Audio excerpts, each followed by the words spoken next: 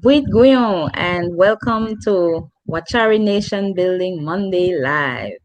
It is definitely my pleasure to be here with you again, Ifashina Ifyemi. I have been out for a couple of weeks now due to a family emergency. Actually, lost a sister, but I'm so glad that I was able to hold the fort and the conversations continued as lively as ever. And so it is my pleasure to be back tonight and to welcome everybody for our discussion. I am very pleased to introduce the two guests that are on tonight's show. And Dr. was here last week. I'm not sure if you were Miss Sandra, but this is going to be a very interesting discussion because we're going to be talking, of course, about our values, ancestral values. In fact, we started talking before we started the live to look at value in terms of money, economics, how we dealt with money traditionally as Garinago, as Afro descendants, as African people. And so I'm glad to share these two perspectives because, well, of course, Miss Sandra is going to be speaking as a Garinago person who also has training in finance. And then we have Dr. Ricks, who can speak as a historian, an author, a published author, and she has done tremendous work on the transatlantic slave trade. So it will be very interesting to hear the varying perspectives as it relates to money and our values as citizens. So I want to welcome the two guests, our two guests tonight. Good night, ladies, Good and night, good night. Big Guyon, host talking about you. Good night to all our listeners and viewers. good night.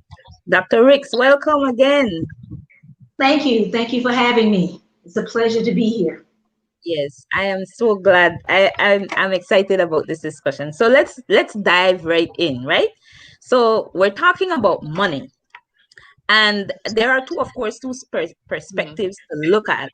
Because when we, as Garinago, we're so proud to talk about the fact that we were never enslaved. So we were not the commodity. When you look at the labor arrangements, when we got to Belize in 1802, we came as wage laborers. So we were free people and we worked for money, we were paid. And here we came and met another set of African people, but they were enslaved. They were the property of the British. And, there were all kinds of things that then happened because they said we were infected. Right? They said we were infected with the disease of liberty, equality, and fraternity. That was our disease. That's the word they used. And you see how interesting it is their use of language, right? They know how to use those words and made it seem, because when you hear disease, it's like, well, that's a bad thing. But isn't equality a good thing? Isn't fraternity a good thing? Isn't liberty a good thing? So how could these three things be bad? How could they be a disease? That's what they tell us, you know? So, it's interesting when we start to deconstruct the lies that have been told to us that then influence how we treat each other, how we treat money, how we make decisions in our lives. So I want to start with Dr. Ricks because you have a lot of knowledge in relation to the slave trade itself. So let's look at, in terms of the money, the commodity, the difference. What was that? What was the idea behind this black body being the property of somebody else? Okay, if you don't mind, I want to spend a minute with the fraternity Equality, liberty, because that was the basis for the French Revolution. They yes, threw out their monarch based on those three principles. But then we heard about them. We knew what was going on in France because everybody knew what was going on all over. Like I said, we're more isolated now than they were then. But anyway, So it's interesting to me that they told you that you didn't need those things. But those were the exact same things that the French were fighting and dying and getting rid of their monarch so that they would be, quote, free. Um, what happened? This is a very complicated conversation. And there's a lot of lies that I want to start to unpack. One of them was that the king sold us out. That is a common lie that a lot of people tell. Now, when I got to Belize, people told me that they had never been enslaved, that Belize never had slavery. That's what they told me. And I'm smiling, right? Because all these black folk over in here, what are y'all talking about? But I don't say much because I'm new to the party. So I want to learn, okay? And what I came to understand, and I mentioned this last week, was in Belize, you didn't do plantations. You didn't do cotton, you didn't do cane, you didn't do sugar then. You do that now, but you didn't do it then. What you did was lumber. You gave the world free lumber. They would come up in this rainforest, find trees, spend 2 weeks, get rid of all the mahogany, the cedar, the fancy woods, put it on the Belize River, ship it to the Atlantic Ocean, off to Europe. Okay, so it wasn't the intensity that we know about the South. I'm from the apartheid South. I was born there and I grew up there until I left and went north for college. So the apartheid South was different. Okay, but they did that. That's where the cotton was. That's where the chain gangs were. That's all that stuff morphed from there. Now it began in Haiti. We don't talk about that part. So the whole 1619 project, see what is happening is they're controlling the narrative. So it's kind of like until you meet white people, you're nothing. You didn't exist. You didn't have nothing. So we make you real. We make you valuable. And we keep buying that lie. So we keep talking about when we met the white man. So, like the Garifuna, you were African when you got on that ship, and that ship capsized in St. Vincent, and you all swam ashore. Okay, and that's what happened, and that's how you got to keep a language. That's how you kept your values. That's how you kept your cooking traditions. Because you brought them from Africa. You existed way many millenniums before you got on a slave ship. Actually, the slave trade was the first time that we involuntarily left Africa. Prior to that, we always left. We would go places and come. We came over here. I mean, we don't need to go through all this. I know some of you all know this, but I don't want to get people confused. But we were here before Columbus, way before Columbus. Okay, we taught the Mayan stuff, the Incas. Everybody was learning from the Africans because we are the original people. We're the people who put humans on the planet, and they learned how to live on Mother Earth. They learned how to live with the storms and the crowds and the tornadoes and they knew when the Nile was going to rise and when it wasn't going to rise and overflow and all of that. The Africans were on top of it. They knew they had the sun down, they had the astronomy down. All this stuff, we were on top of it. Now we weren't perfect, and I'm not about to say that. But our kings didn't sell us out because our kings never got money. Okay, now you wrap your brain around that. Because that's what they tell you, that the kings sold us out. They brought trinkets to the Africans to sweeten the pot so they could get more slaves. Trinkets. At first it was carrot seeds. And while that was, quote, money, it was money that could only be used on the African continent. It was not international currency. They never brought anything to Africa except trinkets. So how could our kings sell us? They didn't. Now they some of them got money, and there were kingdoms that got bigger and fatter and whatever. But that happened after when they got here, They said two things. They would never bring alcohol, they would never bring liquor. And 100 years in, they were bringing both. Okay, Mm-hmm. so this is kind of the world we've been in where it's fluid, it's moving. People are making things up as they go. But the Africans didn't get money. Okay, they bargained.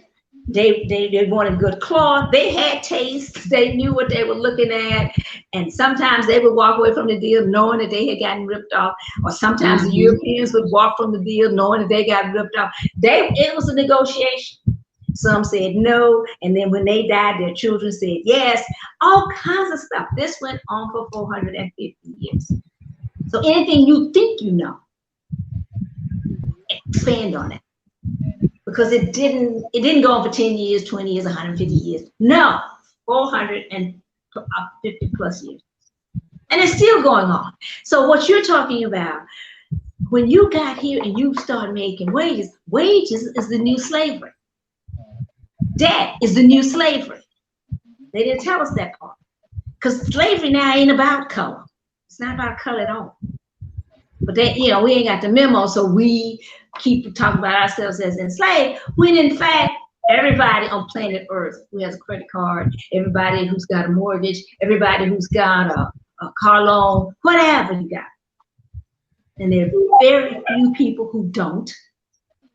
You're enslaved. They got you right where they need you to be. And you're enslaved.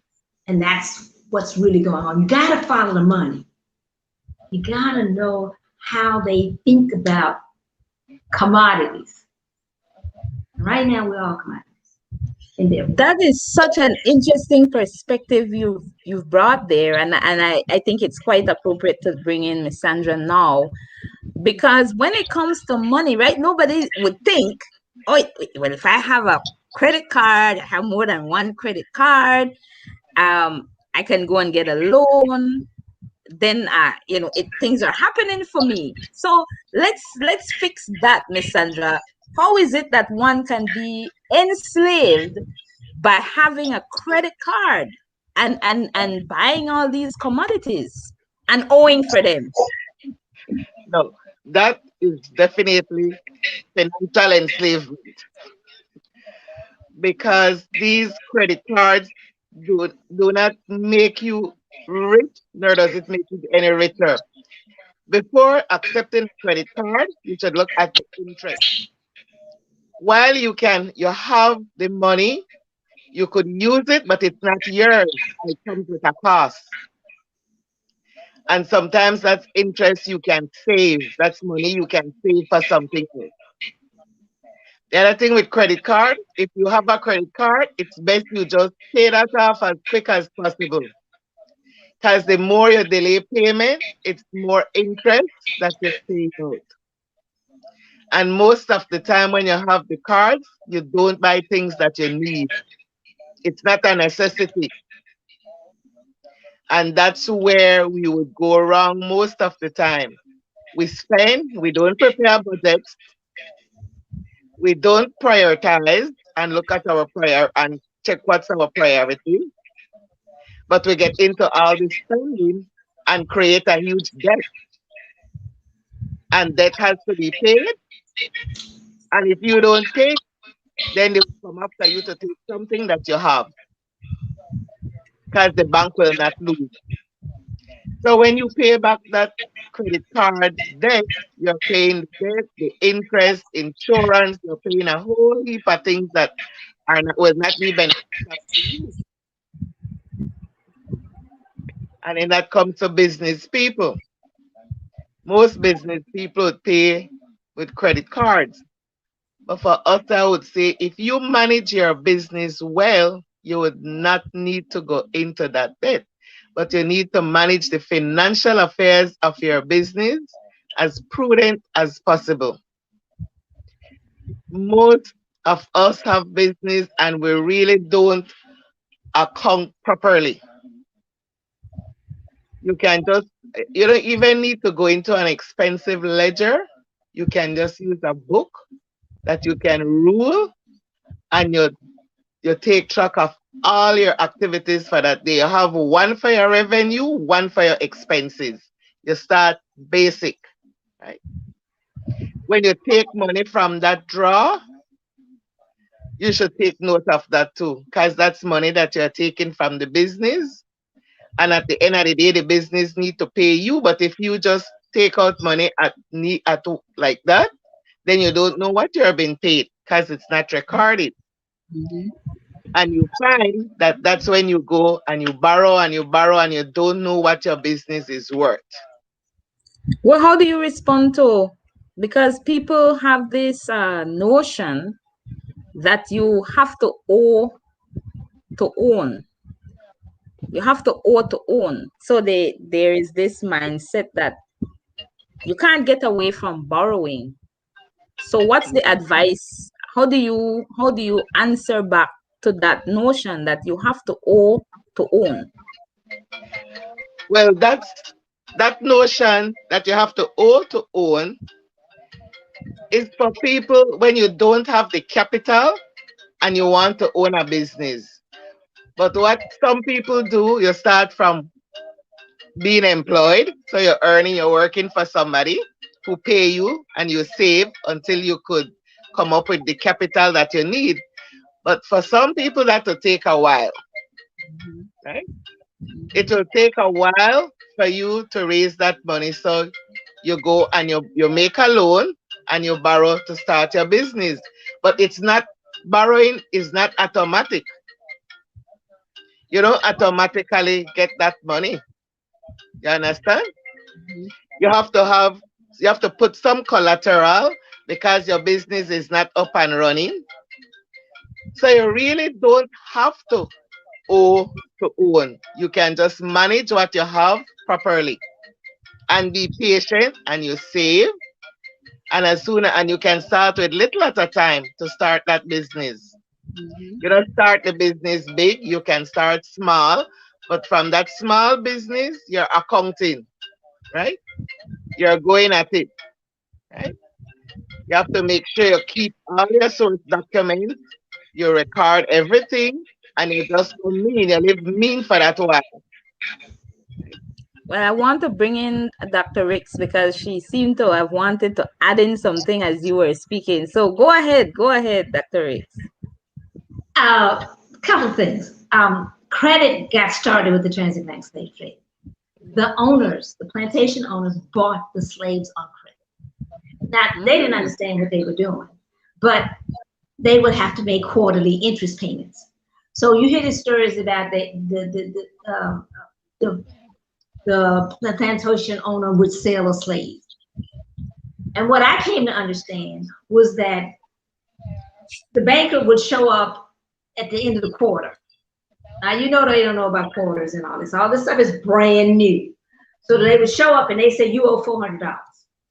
Well, here's a slave. What does he worth? Because the only thing on the plantation that had economic value was those slaves. So this slave was $400. So the owner would grab him, give him to the banker, somebody's daddy, somebody's uncle, somebody's cousin, somebody's father. They didn't care. This giving you to him got rid of my dad. mhm, Okay? And that's how it started. Now, over time, some plantations, some of the slaves started to make relationships with the owners, and they would say things like, "Look, next time we'll do something else. You ask us before you start sending off folk, because this one does this for you, and this one does this for you, and that is more than $400 or whatever the numbers are." But see, this is how we got put into the economic pie. Okay, and mhm. and a certain kind of level, we haven't ever pulled ourselves out. Now, that was when I've been in Belize now 13 years. So I've watched it come and leave. I lived in the States during a period when you could just sit at home and you get a credit card. So everybody had 4, 5, 6, 10 credit cards. You didn't even ask for them. They would just give them to you because they know if you have it, you gonna run it up. Okay, well, I was single, my kids were in college. I couldn't run nothing up. So I had a lot of discipline. When I get here, I noticed one day I was out And I went by Scotiabank. I'm in Belmont. And it was 100% down on a car. And I was with a guy, and I was like, "Is that saying what I think it's saying?" And he had been to England. He was from one of the islands, but he was visiting here as well. He says, "Yeah."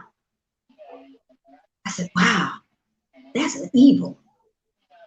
So the next day, I'm at a birthday party for somebody, Belizean, and they were talking about how evil and how ugly evil looked. And I said, "Suppose evil doesn't look evil, ugly. Suppose it doesn't look ugly." Mm-hmm. They said, "What you talking about?" I said, "Well, 100% down, 100% financing on a car is an evil." And they didn't really want to hear that.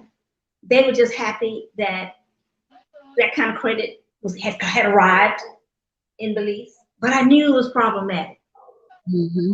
Okay, and I couldn't explain it to them that this was evil. Because when you drive that car off that lot, you have lost 20% of its value just by driving it off the lot. So if you now owe 100% on something that only has an 80% value, you already lose it. But if you don't understand how this works, you then think, I got a car, I blah, win. blah, blah, blah, Mm-hmm. blah. And you're happy. I went to see the dentist and I told him what I had seen. He says, "Wonder who's going to be doing the repossessing." It was like, I hadn't even thought about that. I'm just talking to people. But everybody comes at this stuff in a different way. So there were Belizeans who were ready to make money off of it. There were, the Europeans, the bankers. Everybody can figure out a way to get into here and make their profit, increase Mm-hmm. their wealth, increase their take home, increase who they are, their standing in the community, whatever, whatever, whatever. This is what money does for people, they think. Now, money doesn't do any of this. We all know some crazy people with money. We all know stupid people who have, we all know people. And some people are very frugal with their money, and a lot of people aren't. But at the end of the day, we've got to understand that evil can be beautiful. It can be a sign telling you 100% down on a car, no money down, or all this stuff that they come up with to lure you in Mm-hmm. to get something that has less value than you think you got. Yes, but I want to bring in Miss Sandra here because that's how we have treated our land, isn't it? Well, and that's all right. I'm smiling because that comes back to you have to owe, you owe to own. And that's Mm-hmm. because we don't have the capital or the liquid cash to buy these things. To buy some of them are necessity, like say a house. You have to owe, you will owe to own that house because generally we don't have 100,000 saved. And if you say I will save 100,000 to build a nice house, Mm-hmm. when you get to that 100,000, the house is worth, the value will be more than that, and the cost of building a house will be more. Mm-hmm. So in order to get the house, you have to owe. You have to owe. You make a loan, so you owe somebody to build a house. And it's the same with a vehicle. You might say, I live in Belize City and I work in Belmopan and I have to drive and take the bus every day. And I have children. It's inconvenient, but when you go to the bank gives you an offer that you think at that time you afford. You will go and you just what manage your take home pay. That okay, I take home this, I can afford to pay X amount on a loan for a car or for a Mm-hmm. vehicle. And that's how generally in Belize, that's how we live even in Garinago. Because we really don't have that money on our own. We basically are people living from payday to payday, and some would say from hand to mouth. We And just survive. how did we get this way? Because again, in the same chapter of the history book, this is a history of Belize in 13 chapters by Asad Schumann, right? Where they say that we were infected with this disease, right, of liberty, equality, and fraternity. They Mhm. described the things we were doing, and we while we were working in the logging camps and earning some income from doing that, we were also growing our own food and taking it to Belize Town to sell, and we were also offering services, domestic services, that we were being paid to do, right? And interestingly, I mean, when some Garina go talk about the time that the British decided to have a ticket system now, if we didn't leave Belize Town by a certain time, then we could be charged, as if that was something bad. It really solidified our independence, so to speak, because we were free to move around and leave and go as we pleased. But they were so afraid of us being around their enslaved population, and they said it. They didn't want us to lead them into any kind of insurrection. They were afraid of revolts and so on, because here we were, these free black people, and we were around their enslaved population, and so they needed us to leave. So how did we get from being so independent back in those days, having a business, running money? We had money, we were making money. How did we get to now this place where we are living from hand to mouth? And I'll tell you that years ago in Dangriga, there were several Garifuna owned businesses. And I look around today and you could see there are almost like none.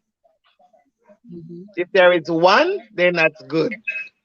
There are a few. But There are few, actually. There are a with few. most, very, all right. But the main business are now taken up by other people.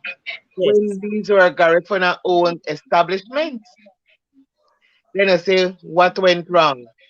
We're no longer farming. We're no longer, very few are farmers, very few are fishermen now. But these used to be our way of life, and that made us independent. And that made us, and we used to live within our means. We eat what we grow. And at that time, if your neighbor is a fisherman, you will get fish. You go to farm, you give them things. So paying for food was not that of a big issue. Mhm. So you had extra. We used to sew our own clothes. Now we are paying for clothes. We used to only buy the cloth and we get our own clothes. So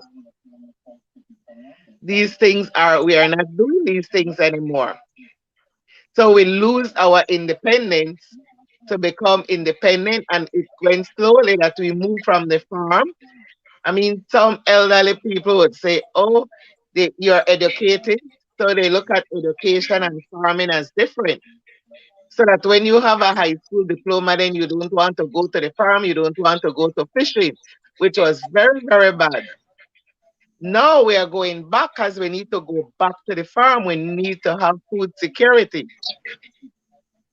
because you can farm and still sell your labor. And eventually you move away and get independent. But we need to start to take charge of, go back to the reality of eating what we grow. We need to get back to the soil, to the ground, to the land, make use of the land that we're fighting for. We have land, so land is not an issue. We need to start to plant this land.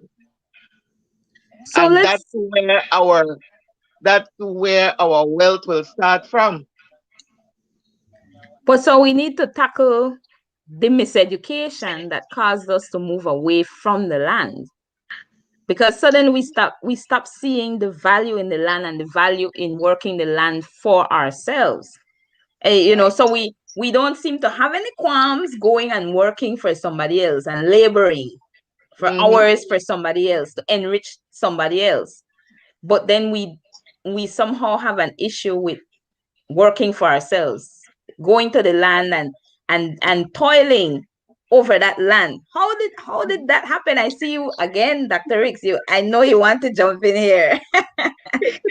Listen, um, I told you earlier, I grew up in the apartheid South. And when I grew up in the apartheid South, what I mean, I grew up in neighborhood in the United States when all the black people lived in the black community. That's all there was. I didn't see white people except on TV. I went to college thinking white people all had big legs and no acne, because that's what I saw on TV. Okay, now, and I had uncles, and my father's father owned a painting company. He would go and paint those those big white houses. All that stuff we did because we owned our own businesses and we made cabinets and we did this and we did that. Well, when they introduced affirmative action, see, they keep paying attention to the long game. We keep paying attention to the short game. Mm-hmm. Okay? The long game says, get with the white people and it'll all work out. That ain't never right. Never. All right, now, so I was at the beginning of affirmative action. So here we were, here we are coming out of Jim Crow high schools where we don't get the proper textbooks, we don't get the proper this, we don't get the proper that, but we outsmart, right? We're being taught by smart black people. So my going north was not, my lack of information was not the problem. The culture was the problem. Okay, because I got up there and I was supposed to be stupid because I was from the South. Okay, well, I was never stupid. So we started looking at one another in askew ways because we think, you haven't been properly socialized. Now, this gets to values, okay? And so we wind up, okay, so what they were really doing, what the white people were really doing was creaming the smart blacks from the not so smart blacks. So if you got to go to the white schools and you got to walk from there and got a corporate job, you now make more money, you get more this, you get more that than the people who couldn't do that. Okay, so now there's a division. Whereas when I was growing up as a kid, my family was middle class. Like I said, my grandfather, we had land, we had all kind, we had everything that middle class people had. Okay, and we owned land. My great-great-grandfather, when he married his wife, he brought 112 acres of land into the family, and she brought 58 acres. So they started marriage with 170 acres in the Jim Crow, in the apartheid. Okay, so this, whatever you think you know, you don't have it all, because like I said, every situation is different. But when it came to, and my parents went to college.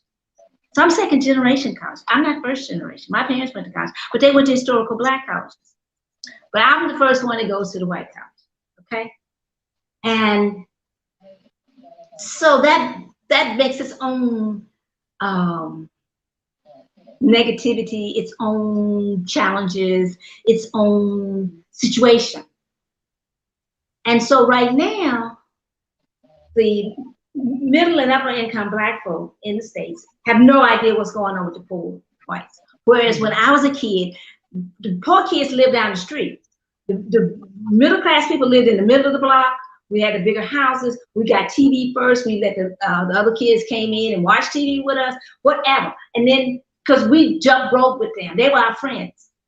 Okay? So, but they lived in shotgun houses. Shotgun house, you can look in the front door and see through the back door.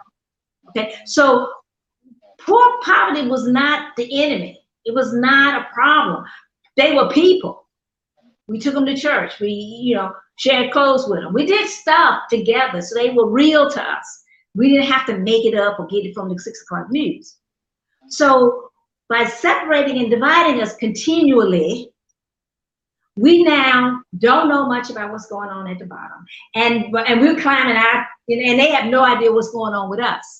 Because we're climbing, trying to get the next Mercedes, trying to get the next this, trying to get the next that, and trying to keep the kids in the elite high colleges and universities, etc., etc., etc. Because this is the long game. They have defined what's important. We've got to define what's important. Exactly. It makes me think of Carter G. Woodson's The miseducation of the Negro. Yes, That's what it yes, brought to mind. right. And so my father, after I'd been in college a couple of years, and I'm up here, making it, working it, doing my thing, right? He says, I think I made a mistake sending you up there to them. What do you say at 20? You don't know. But that's what they like to use. They like pulling them in and getting them flash, flash, fast. This. So that's how they ruin your community by taking your young folk, reprogramming their minds. They don't get the big picture. They just see the now, now, now, now, now. I need this car. I can get a girl. I can get a guy. You know what I'm saying? If I had this way and that way and this way and that way.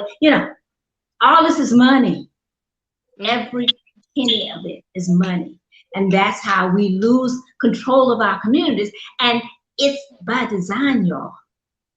They've been designing this for 600 years. They know exactly what they're doing. I We see. have to figure out what we want. Yes. And like I said, the beauty of the Wachari project is it takes you back to your values. Yes. Now you got to get your people back to your values. Because they still got a foot here and a foot over there, and if they could just get this far, they don't understand it's a game and there's a trap. There's quicksand, and it's so easy to fall into it. I'm old enough that I've seen people get out there, think it's all gonna go this way, some come up and it's going that way. Even this corona, it's adversely affecting young Black entrepreneurs in the United States of America. Same here. Okay, and so I know it's happening here, and it's happening everywhere. And we blame each other. It's your fault, you didn't do this, you didn't do that. We don't get the big picture. And when you take my class, I explain the whole picture, because until you follow the money, there are just things in the game you don't know. Yeah. You do not know them. And if you don't know them, you can't avoid them. And then you can't win. You don't set up for lose. You set up to lose. You can't win. You can't win the game. And even when you win, you lose. Okay? You just gotta take 3 more steps and then you lose. Okay, you say it's kind of like you've seen it all. And you've seen people who you thought could have done it right, or could have done it well. But somehow something comes along. Something unforeseen, some this, some that. It's hard. Because like I said, we're 600 years in, and we're just figuring out we're in the game. So we've got to get out the game and start playing the long game. Or not stop playing a game. Play for excellence. Play for abundance. Because that's who we are. That's our strong suit. Africa is our strong suit. If we get back to her, not necessarily just physically. I'm talking spiritually. I'm talking emotionally. I'm talking socially. I mean, then we get the chance to be okay. Yes. Create the foundational pieces to win. Because if you don't have the right foundational pieces, you can step out there. That's why I think about Carter G. Woodson and the miseducation, because it's the education that was used against us. It's the education that is still being used against us, because it's the education. I mean, Miss Sandra, I saw you nodding for a lot of the times that Dr. Rex was speaking, because it all sounds so familiar. They took so many Garina out of Garifuna communities and sent them away. Sent them abroad, males, particularly males, sent them abroad, got them educated, and then sent them to other communities to educate other people, not us, to develop other communities, not our own. And then created that division. When you talked about the division, I was like, oh, that sounds so my pencil like that is what happened with Garina, but that's our exact story, right, Miss Sandra? I know.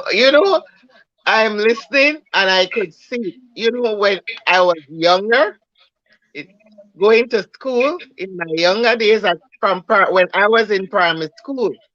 I had the first encounter where personally I was whipped and lashed, punished for speaking Garifuna in the schoolyard. Wow. And that was me and another friend. While her grandmother stood up to the sister, when I got home, I was just told, "Oh, you should follow rules." And the sister said already not to talk Garifuna. But my friend, her grandmother really went off on her, on the Wow. sister. And that was my first experience, and I will not forget. I was in standard 2 at Holy Ghost. Wow. And while it didn't stop me, sister, they would have meetings and tell the parents to talk, not to talk Garifuna to us at home, Wow. PTA, because we were not, according to them, we were not learning in school and we were not getting the English in school to learn good. So that's the first miseducation Mm-hmm. Mm-hmm. that that I experienced. And they took our, like you said, Ifa, they took our young men who had their young family in the name of education because they were bright. Now imagine they were bright then. They are older than I am because I have an uncle who was a teacher who moved around. So why when they get to me, sister would say talking Garifuna is a problem to our learning. So that again was still the mentality of the colonizers at getting at us, still not giving up on Garifuna, Mm-hmm. right? So we've been doing this, having this fight, we've been fighting and fighting and we can't stop now. They send our young men, send them to the in the most remote villages throughout Belize. I still believe that was a way to weaken the Garifuna stronghold on the communities. So they Mm-hmm. took the brightest and the brightest brains and moved them out to educate other parts of Belize, and we had to deal with their education. Because See? very few of them stayed home to teach at that time. Now it's different. Now you're teaching in your community. Now they don't want us to educate all corners of Belize. But what we get? We lost the farms because then these people were farmers. They gave up their farm to be white collar jobs, then became Mm-hmm. a thing that you Mm-hmm. want to. So when you finish from high school, you aim for a white collar job. Yes. So you forget about the farm. They made it seem like farming was for those who were like the lower people. Yes. So they created that class separation in the Garinago. Because coming from St. Vincent and from Honduras coming to Belize, everybody was one. We weren't looking at any Garifuna better than the other Garifuna. Mm-hmm. Mm-hmm. Until when that mentality came from the colonizers. And I must say, I'm a Catholic, but it also came from the Catholic Church because So, it was the Catholic schools, the Catholic managers that moved our male teachers and had them, and they would say they educate them, yes. Some of them got scholarships to go to St. John's College and so, but that education did not trickle down to those in the community yeah. because they were sent out with their family to teach. Yes, we are talking about things that happened in the past, but that is our history, and that is the cause of why we are where we are now. Yes. Right? We're still suffering from brain drain. Yes, Now everybody it's still that mentality that we need to yes. leave. We need to leave because the opportunity is not here. The opportunity is out there. And you know the irony of it? How is it that everybody else seems to be able to see the opportunity where we are? Yeah. Everybody they're coming to us while they're coming to our communities and then we want to leave our communities, right? You have something to offer. Mhm. We have land. Land is gold. Let's use it. That's the reason why the Wachari project is making this start. And I would hope to catch on with our youths because we need to get the youths in. If we get to set a youth in and they can pass it on, I would say we have crossed a hurdle. Not everything, but we have crossed a hurdle. So we need to encourage these young people, young men, young girls, because Garifuna women were the main source of the farm. The men Yes. log, the men used to just chop down and prepare the land and do that for us. We take over. They go back and fish it. Yes. Everything Very was seasoned and had its time, Mhm. right? So And true. things now is much easier. It's not manual anymore. It's mechanical now, so we can go back Exactly. to the farm and and start to use what we have. Could live on our farm. We could build our house there. You don't have to live in town. Town Hmm. is getting crowded, right? And if we live there, we will work it more. Yes, that's true. If Yeah, we're in town, have a backyard garden. at We least. need to promote these things, right? But at the same time, we need to promote Wachari so other people can see the benefit and what Wachari is doing. So Yes. if they are not a part of it, they can follow, Hmm. right? Hmm. But we need to do good by our community. So true. Dr. Riggs? His, historically, um, the Africans and the ancient Americans, which is what I'm calling all the folk over here, um, didn't have land ownership. Land came from God. Mhm. So you could Hmm. use it.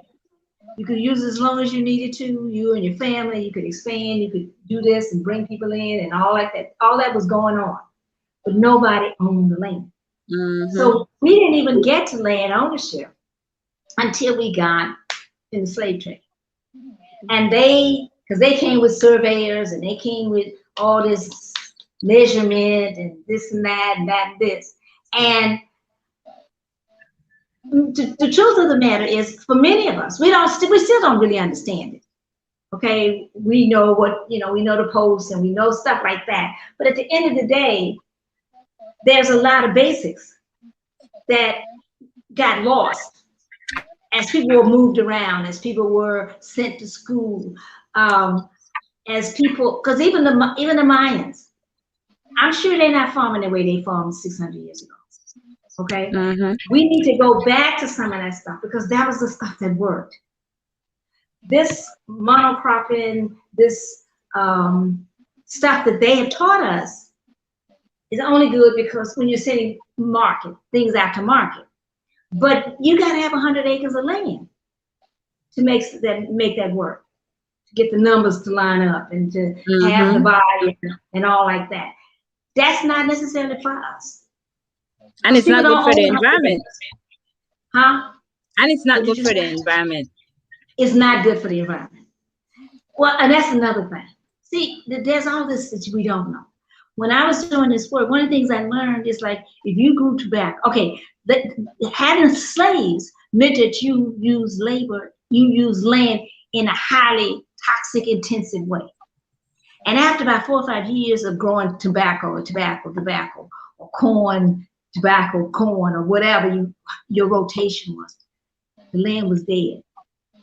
And basically, what you did with slaves is you could keep moving west, which is what they wanted. They wanted people to keep moving west till they owned the land from the Atlantic to the Pacific. Okay, and having slaves helped you do that because you weren't going into Indian territory by yourself. You were going in with black folk who belonged to you, and y'all were going to go farming. So people were buying land, keep moving west, keep moving west, keep moving west. And so, but you're destroying the crops, you're destroying the soil, and we still haven't gotten that right. Okay, and so I like the Wachari project because it's organic. We're not using all those heavy chemicals. We're doing things in a way that the ancestors did them, and that's enough. That's good enough. And if we pool our resources, then we're acting like we got 100 acres when we don't. And that's the beauty of the project for me, is that it allows us to combine, be community, support each other. And one of the things I want to bring up, I gotta bring this up before this is over. Mm-hmm. I thought about it and I was trying to how do I get people to understand? See this thing called crab in the barrel? Mm-hmm. I've heard that everywhere I've gone. And I've gone a lot of places where there are different kind of black folk. Okay, we all talk about it. We pulling each other back. We doing all of that is mythology. Yep. That's not what goes on. Okay, and so we're listening to them tell us about ourselves. Yes, and we accept We are the lie. and we accept them as right. We're not crabs in the barrel because we know all we need is a few more barrels. We ain't got to all be in this one barrel. And Exactly. we'll get out and go make a barrel. We know how And to who do put that. the crabs in the barrel in the first place? Crabs don't go into a barrel. So how did the crabs get into the barrel? Who put them Well, I'm there? just saying. I've heard this, and I listen to people tell me these stuff, and I try to keep my mouth shut because, I'm trying to mind my business. But basically, these are lies we've been told, and until we get into the lies, we are a loving people. We are a working together people. We are workers. We know how to work, and we know how to get a job done. Mm-hmm. And We're not lazy. we're not lazy. And whoever says we're lazy is probably lazy themselves. All right. Now, like I said, I ain't gonna tell you my stories about working with white folks. I'm just not gonna. We ain't got enough time. Okay. But one of the first things when I got to the North, had my master's degree. I'm on my first job. I'm a college professor. It's like, really? They were never there. When our students came and needed some help, they were never there. And the students were black. Mm-hmm. So me and the secretary would bring them and send them to my office. And here I am doing their work. And they making my money, right? But I can't let these black kids go back home without understanding what they're supposed to be doing. No. So I'm working overtime. Okay. But I'm saying you, this is a pattern. We're not lazy. We're quite productive. And we're smart. Yeah. And when I came here, I want to say this. When I came here, I never thought y'all were dumb. That was never a conversation. I was not the one who came to show y'all how to do nothing. I never had a farm. I bought land. I'm a farmer now. I play a farm on TV. The best way to talk about what I do. Okay. Now, so I couldn't come here, do what I do, say what I say, but I'm trying to get people to talk to me. But y'all not used to talking to Americans about what it is they're supposed to be doing because you've been told to shut up. Mm-hmm. And I'm saying, talk to me. Tell me what you would do. And they wouldn't tell me. And so I do something stupid. Okay. And then 2, 3, 4 months down the road, I figure out on that stuff. And then I'd have to start over. But I'm saying to you, you know a lot. And I watch her. So I had to learn to watch. No ask no questions, because they're not going to answer you. Just watch. See what they're doing. If you got a question, ask them. They'll usually answer it. And then, you start putting the planks together. Okay? But it's hard because your training has been that you don't cooperate with one another, that you don't help other ones another out, that you ain't that smart, no way, blah, blah, blah, blah, blah. All of that's wrong.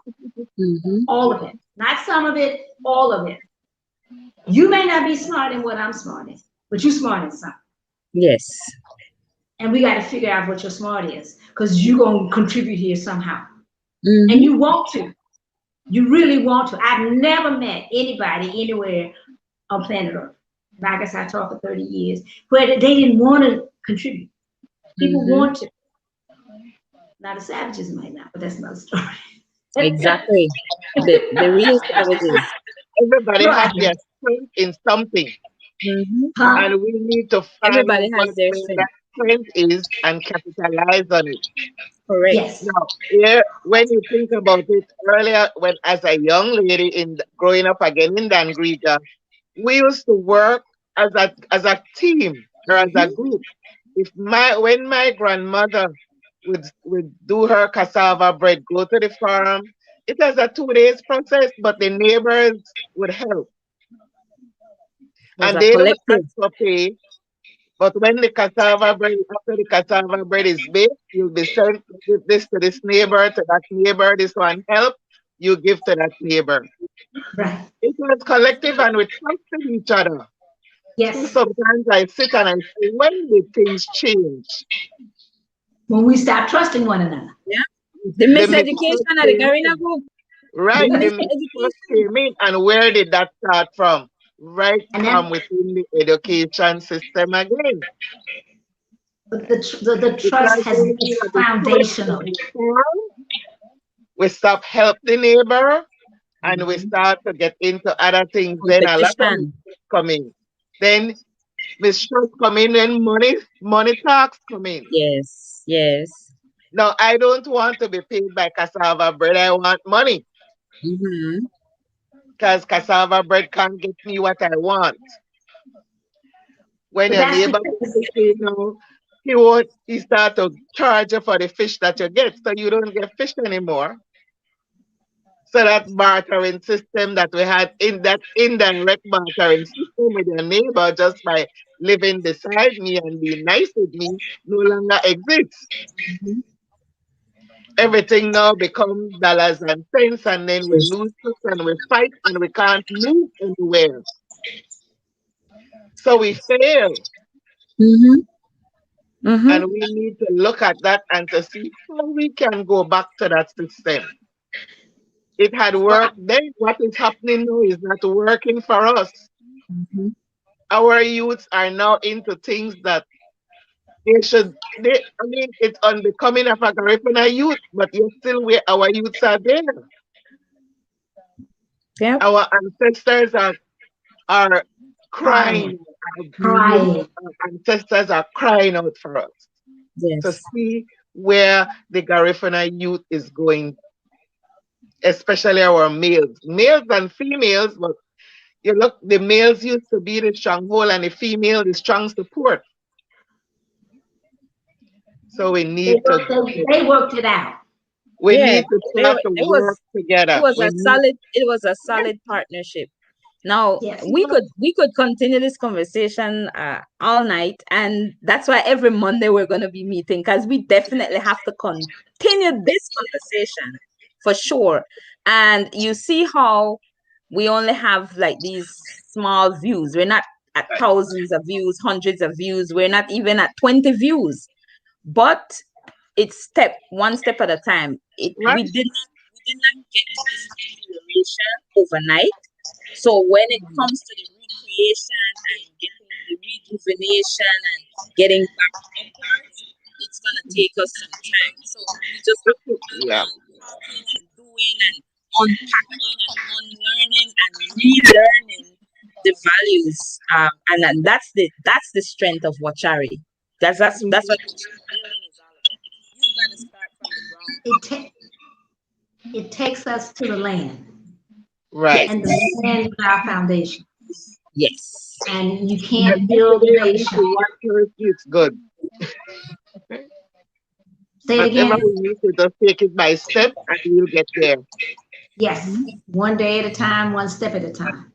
And You know. convert one and you talk to one person at a time. If that's what it takes. yeah, Just Yes, but we'll get there. unfortunately, that's what it's going to take because it begins with self-love. We got to love Right. yep, ourselves again. We yep, Right. got to love our whole self, not some part that they told us about that, makes hmm money for them. Okay. We are lovable. We are Yeah. wonderful people. Mm-hmm. We love from the heart. We are not trying to, uh, the greed is, I mean, the greed for some is out there, and I know it. I know it. But for hmm the vast majority of people just want to take care of their families. They want to be yeah, okay. hmm They just want We'll a take it. good life and We'll make take and make it. the and now make the ancestors happy. yes. We're gonna add Well, that one. I We want to got to make say it. yes. I want to Mhm. say a big, I mean, a huge thank you to you both. This has been a rich conversation, and see how quickly that 60 minutes, It's got you know, okay. they just flew away from us. But we're going to keep this conversation going. We're going to be here every Monday talking, and we're not going to stop talking because that's what nation building is all Right. about.